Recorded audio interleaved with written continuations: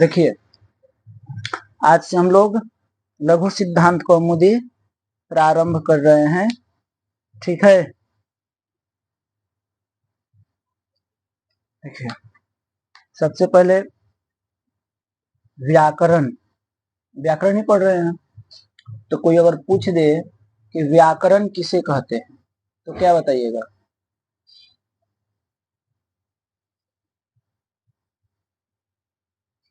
तो बोलेंगे व्याक्रियन्ते व्युत्पादयन्ते असाधु शब्देभ्यः साधु शब्दाः पृथक् क्रियन्ते अनेन यत् तद् इति व्याकरणम इति व्याकरण। इसको लिख लीजिए। क्या लिखेंगे? व्याक्रियन्ते, ऐसे लिख लीजिए। व्याकरण की परिभाषा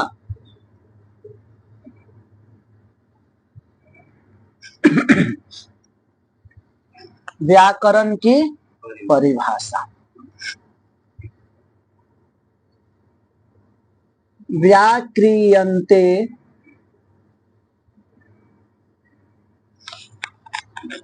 व्युत्पादयन्ते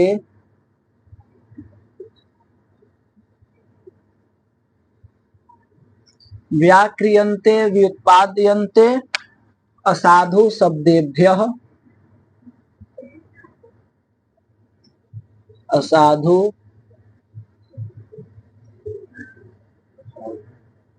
शब्देभ्यः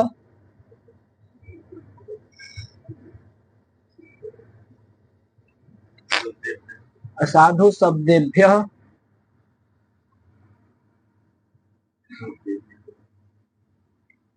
असाधु असाधु होगा। असाधु शब्देभ्यः साधु शब्द असाधु शब्देभ्यः साधु शब्दाः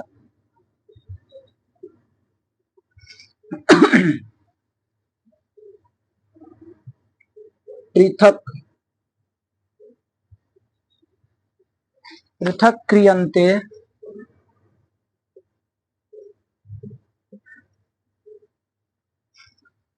व्याक्रियन्ते व्युत्पाद्यन्ते साधु शब्देभ्यः साधु शब्दाः पृथक् क्रियन्ते अनेन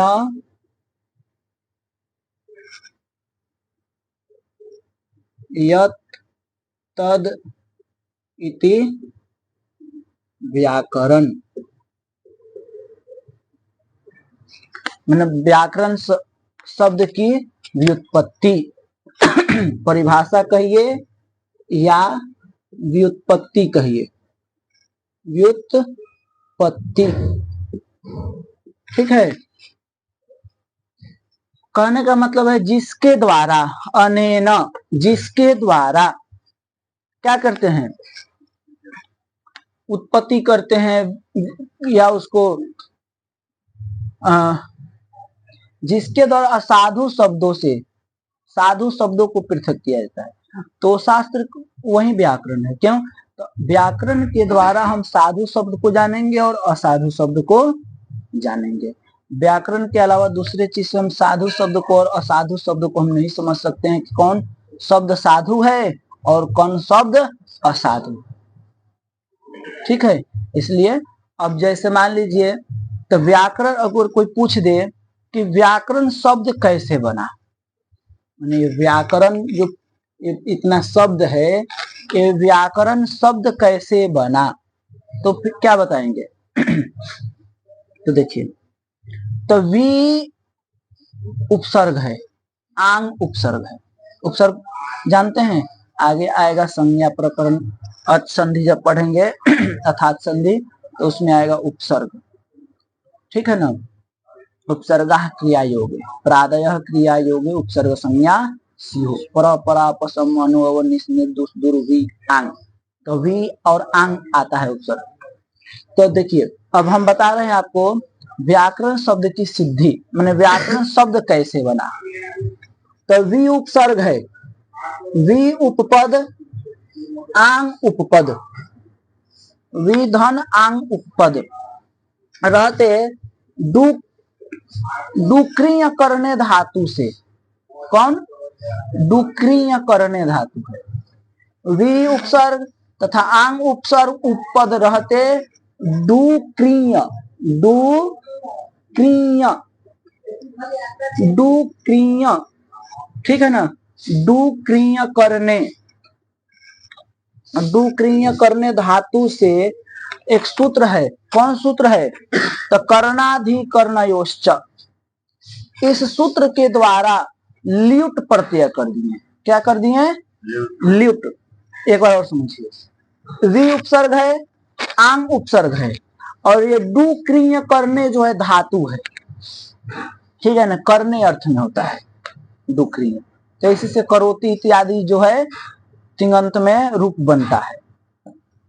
तो देखिए डुक्रिय करने धातु है, और इसी से क्या हो गया? कर्णाधिकरणयोश्च सूत्र के द्वारा ल्युट प्रत्यय हो गया। कौन प्रत्यय? ल्युट। सूत्र लगा इसमें कर्णाधिकरणयोश्च,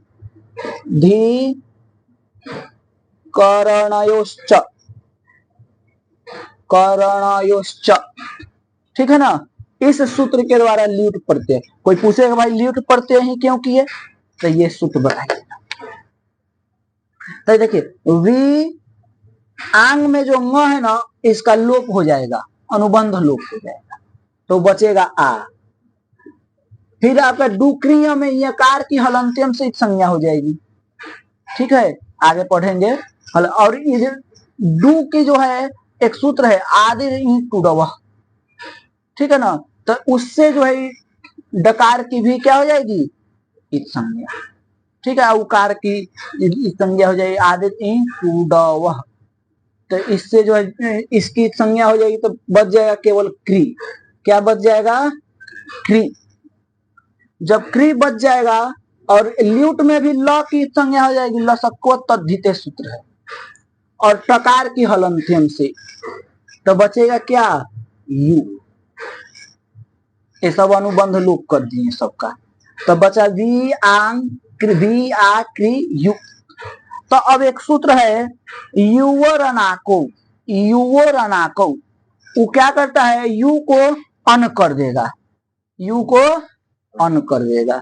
तो वी आ क्री यू को क्या हो गया? अन, यू को अन। कौन सूत्र से? युवो रनाकौ, इस सूत्र के द्वारा यू को अन आदेश हो गया। अब देखिए अर्धातुकम से तिङंत में पढ़ेंगे भवादी में। अर्धातुकम से अर्धातुक संज्ञा हो जाएगी, और सार्वधातुक अर्धातुक कयो से गुण हो जाएगा। औरन रपर से रपर होकर के क्या हो जाएगा? ट्री को गुण, और उरन रपर से रपर होकर कर बन जाएगा। क्या बन जाएगा? कर। ये अभी समझ में नहीं आएगा, आगे जब भवादी इत्यादि पढ़ेंगे तो आपको समझ में आएगा, ठीक है। कर अन, इसमें कौन कौन सूत्र लगा? आर्ध धातुकम से, इससे अर्धातुक संज्ञा, और फिर उसके बाद सार्वधातुक अर्धातुक कयो से गुण, सार्वधातुक अर्धातुक कयो से गुण। गुण किए तो इसमें क्री को री के जगह पर जो है आपका रपर होकर के होगा, तो उरन रपर सूत्र आ जाएगा, ठीक है ना। तो उरन रपर होकर के और हो जाएगा, ठीक है ना। तो कर, क में और मिले तो कर। अब इसको मिला दीजिए, तो अब मिलाइए मत। और देखिए यहाँ पे इको अच्छी लग रहा है, ई है, इको होगा अच पड़ेगा, तो इको कहे तो व आधा रहेगा, ई को क्या हो जाएगा? य भी आधा हो जाएगा, ये हो गया आ। कर अन, यहाँ सूत्र लगा आपका इको रची। कौन सूत्र लगा? इको रची। अब मिला दीजिए, आधा व और य जब आ में मिले तो या, क र जब अ में मिले पूरा र, न व्याकरण। हाँ बोलिए। हाँ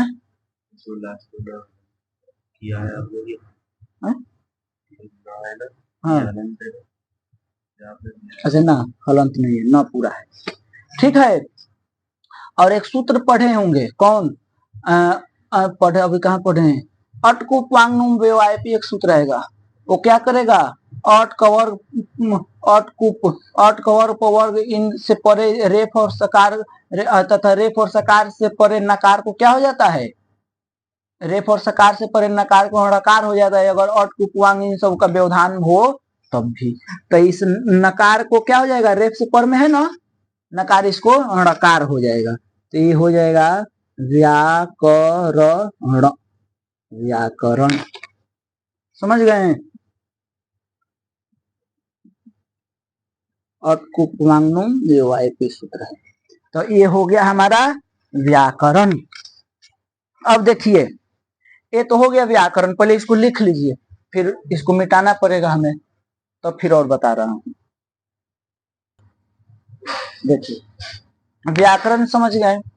अब वैयाकरण क्या है, वैयाकरण, एक हो गया व्याकरण, एक होते हैं वैयाकरण। तो वैयाकरण किसे कहेंगे इसको समझिए। देखिए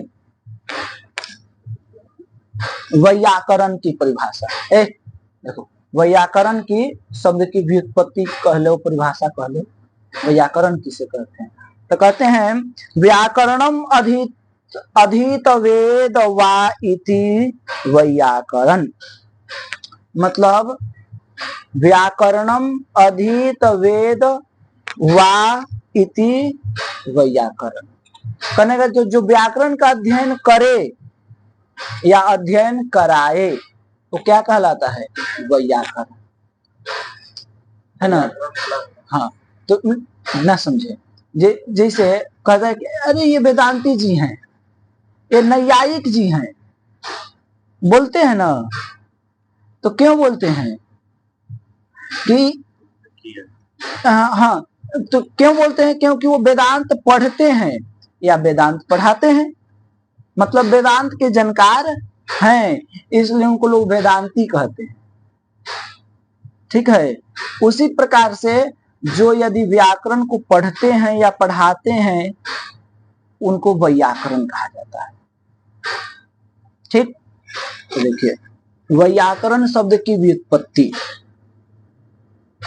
वैयाकरण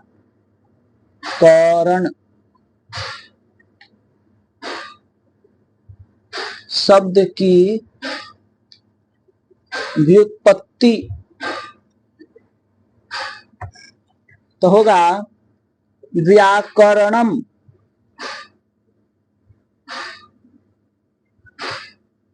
अधीत वेद वा इति वैयाकरण, वैयाकरण मतलब जो व्याकरण का अध्ययन करे या अध्ययन कराए वो क्या कहलाएगा, वैयाकरण, ठीक है। अब देखिए इसी विग्रह में कौन, ये व्याकरणम अधीत वेद वा, इसी विग्रह में एक सूत्र है तदधीते तद वेद वा, तदधीते तद वेद, इस सूत्र के द्वारा अण प्रत्यय करते हैं, किसमें, व्याकरण में। ये व्याकरण है, व्याकरण, ये व्याकरण तो पहले सिद्ध कर लिए हम लोग, अब व्याकरण सिद्ध कर लिए तो इसमें तदधीते तद वेद, इस सूत्र के द्वारा, सूत्र है लघु सिद्धांत में ही है, तो इसी सूत्र के द्वारा तदधीते तद, इससे क्या कर लिए हम, अण प्रत्यय कर लिए, क्या कर लिए जी, अण प्रत्यय। देखिए कौन सूत्र के द्वारा, तदधीते तदधीते तद वेद, तदधीते तद वेद, इसी सूत्र के द्वारा क्या कर लिया हम, अण प्रत्यय, अण में णकार की संज्ञा हो जाएगी, अण में णकार की संज्ञा कर दीजिए, और जब इतना काम हो गया तो इसी अण प्रत्यय कर दिए, तब एक और सूत्र है न यवाभ्याम पदांताभ्याम पूर्वौ तु ताभ्याम ऐच, एक सूत्र है, और कौन सूत्र है, न यवाभ्याम पदांताभ्याम पूर्वोतु ताभ्याम ऐच। इस सूत्र के द्वारा ऐच का आगम हो गया। ऐच का आगम यहां पर हो गया, ये व के आगे ऐच का आगम हो गया। तो व तो आधा है ना, और यहाँ पर ऐच का मतलब ऐ हो गया। इधर ध्यान दो, यहाँ पर ऐच में ऐ औ आएगा, दोनों आएगा, ठीक है ना। ऐ औ है, तो यहाँ पर ऐ औ में क्या हो गया, केवल ऐ। समझ गए, ऐ हो गया ऐ। यहाँ पर याकरण को अलग कर दीजिए, याकरण, इसके द्वारा ऐ का हम कर दिए, तो व ऐ याकरण अ। एक कौन सूत्र है इसमें, न यवाभ्याम, न यवाभ्याम पदान, माने अगर य हो तो ऐ और व हो तो औ, तो यहाँ पर य है इसीलिए यहाँ पर ऐच का आगम हो गया, ठीक है ना। न यवाभ्याम पदांताभ्याम इस सूत्र के द्वारा ऐच का आगम, और वह जब ऐ में मिलेगा तो क्या हो जाएगा, वै। क्या हो जाएगा, वै, वैयाकरण अ, वैयाकरण अ।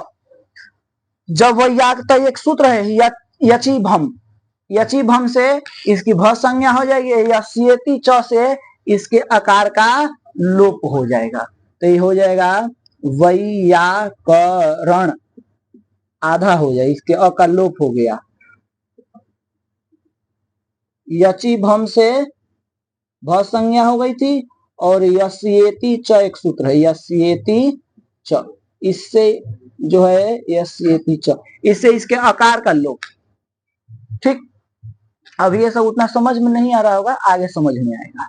तो वैयाकरण, अब इसको मिला दीजिए तो क्या हो जाएगा, वैयाकरण पूरा हो गया। तो इसमें अब कोई करे, जब तो पहले था, फिर इसका लोप करके फिर ये मिलाने का, तो यहाँ पे तद अधिते, इस विग्रह में जो है इस सूत्र के द्वारा अण प्रत्यय किए, इससे होगा कि ये जो अध्ययन कराए, ठीक है ना। ऐसे नहीं हो पाता, जब ये लग गया तो अब हो गया कि ये जो अध्ययन कराए, समझ गए।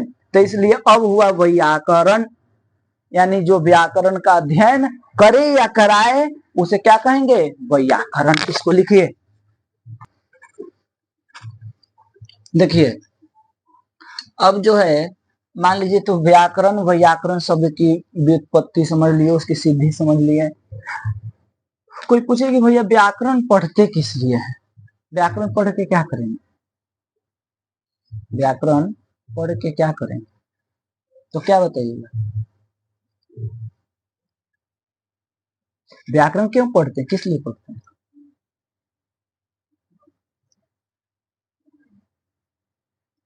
मैंने व्याकरण, एक तो है कि व्याकरण किसे कहते हैं, तो जिसके द्वारा हम असाधु शब्द से साधु शब्दों को अलग करने को सीख ले, जान ले, समझ ले, उसे व्याकरण कहते हैं। लेकिन व्याकरण पढ़ते किस लिए है, व्याकरण क्यों जरूरी है। व्याकरण इसलिए पढ़ना चाहिए ताकि वो हमारी बोली जो है ना, बोलचाल की भाषा को शुद्ध कर दे, क्योंकि व्याकरण के बिना हमारी भाषा में शुद्धता नहीं आ सकती। अब जैसे हम बोले ना, व्याकरण के बिना हमारी भाषा में शुद्धता नहीं आ सकती, तो यहाँ पर हम ये भी बोल सकते हैं कि व्याकरण के बिना हमारी भाषा में शुद्धता नहीं आ सकता है। क्या बोलते हैं, व्याकरण के बिना हमारी भाषा में शुद्धता नहीं आ सकता है, नहीं आ सकता है बोल सकते थे, लेकिन व्याकरण के बिना हमारी भाषा में शुद्धता नहीं आ सकती है, आ सकती है बोले हैं, मैंने व्याकरण के बिना भाषा में शुद्धता नहीं आ सकती है। तो लेकिन हम ये भी बोल सकते हैं कि नहीं आ सकता है, सकता है बोल सकते हैं, लेकिन सकता बोलेंगे तो क्या हो जाएगा, गलत है, शक्ति नहीं आ सकती है, तो ये सही हो, क्योंकि भाषा जो स्त्रीलिंग है तो उसके साथ में हमें स्त्रीलिंग का ही प्रयोग करना चाहिए। क्या करना चाहिए, स्त्रीलिंग के साथ स्त्रीलिंग का प्रयोग। समझ गए? इसलिए तो वही कह रहे, एक श्लोक है, बहुत सुंदर श्लोक। कहते हैं, कोई पूछा कि व्याकरण क्यों पढ़े, तो कोई बोले कि यदि कुछ न पढ़े तो करें कि यद्यपि बहुनाधि से तथापि पठ पुत्र व्याकरण। मतलब करें कि हे पुत्र, यदि बहुत कुछ नहीं पढ़ सकते हो, क्योंकि बहुत सारी चीजें हैं, वेद है, 6 शास्त्र हैं, 8 महापुराण है, उसके उप पुराण है, फिर उसके उप पुराण है, वेद की उपवेद है, कितने कितने बहुत सारी चीजें हैं, न्याय है, वेदांत है, क्या क्या, मीमांसा, पूर्व मीमांसा, उत्तर मीमांसा, योग दर्शन, तो ये दर्शन, तो वो दर्शन, बहुत सारी चीजें है कि नहीं है, महाभारत है, रामायण है, क्या क्या, अरे अनेकों ग्रंथ। तो करें कि क्या क्या पढ़े, तो वही कहते हैं कि यद्यपि बहुनाधि से, यदि बहुत न पढ़ सकते हो, बहुत अध्ययन नहीं कर सकते हो, तथापि तो केवल पठ पुत्र व्याकरण, तो केवल व्याकरण पढ़ लो। समझे गोविंद? केवल व्याकरण पढ़ लो। किस लिए? तो स्वजन स्वजनो माभूत, स्वजन स्वजनो, एक स्वजन और स्वजनो अंतर है बोलने में। स्वजन अपने जन, और स्वजनो कुत्ते जन। ये देखिए, बात समझ रहे हैं? स्वजन, ये है स्वजनो, यहाँ भी जना है और विसर्ग को जो है रेफ था, रेफ को उत्व होकर के गुण होकर के ओ हो गया है। तो इस समय और इस समय अंतर है। अगर हम स्वजन के जगह पर स्वजन बोल देंगे तो गलत हो जाएगा, होगा कि नहीं? तो इसका मतलब अपने लोग, इसका मतलब हो जाएगा कुत्ते लोग। केवल सकार का बोलने का अंतर है। तो व्याकरण हमें ये चीज सिखाता है, ठीक है ना? और जब मां सकलम शकलम, सकलम शकलम, सकृत छकृत, जैसे सकलम, सकलम, शकलम,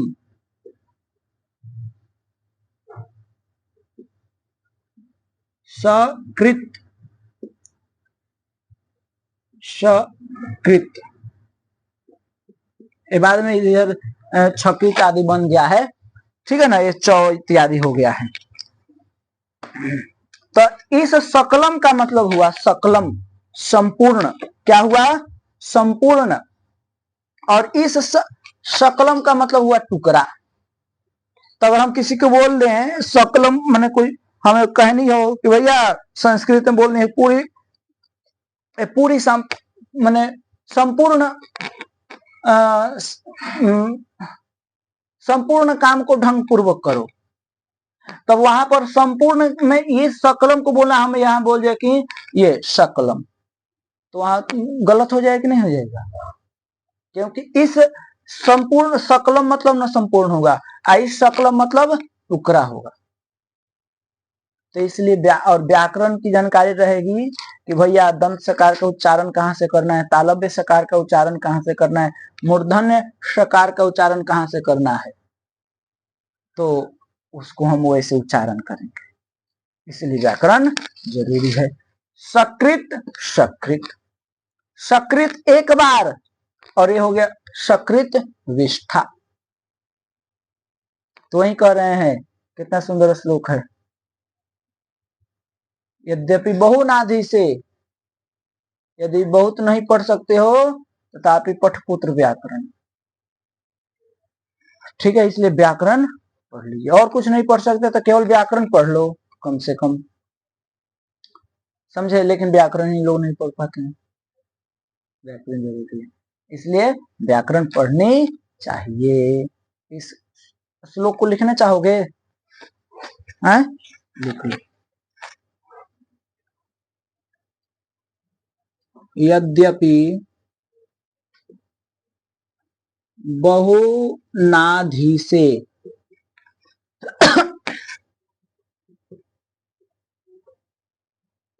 तथापि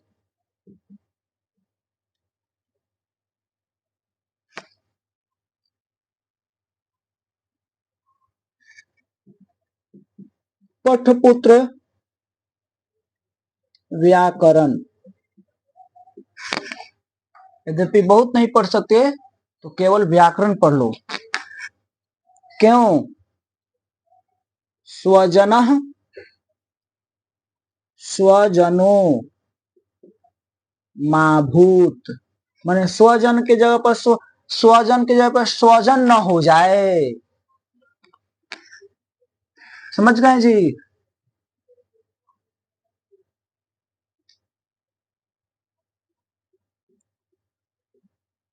सकलम सकलम,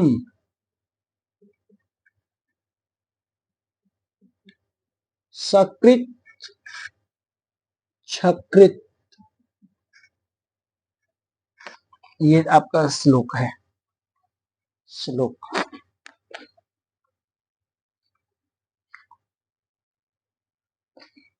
व्याकरण क्यों पढ़ना चाहिए, समझ गए? अच्छा, अब देखिए, सबसे पहले व्याकरण आया कहां से, इसके बारे में कभी सोचे हैं? पाणिनि जी। उसके पहले पाणिनि जी मान लो 3000 वर्ष पहले, 2000 वर्ष पहले थे, और उसके पहले पाणिनि जी नहीं तो उसके पहले व्याकरण नहीं था? नहीं था, उसके पहले भी व्याकरण था। समझ गए?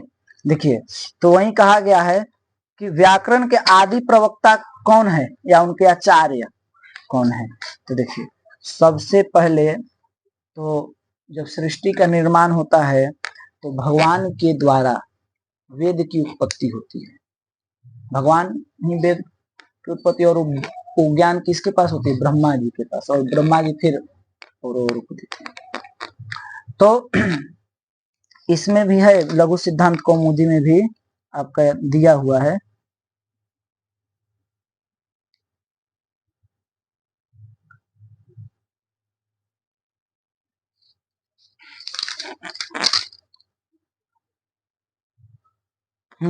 देखिए यहाँ पर दिया है पृष्ठ संख्या 4 पे। ब्रह्मा बृहस्पतये प्रोवाच बृहस्पतिरिंद्राय इंद्रो भरद्वाजाय भरद्वाज ऋषिभ्य ऋषयो ब्राह्मणेभ्य। ठीक है, कह रहे हैं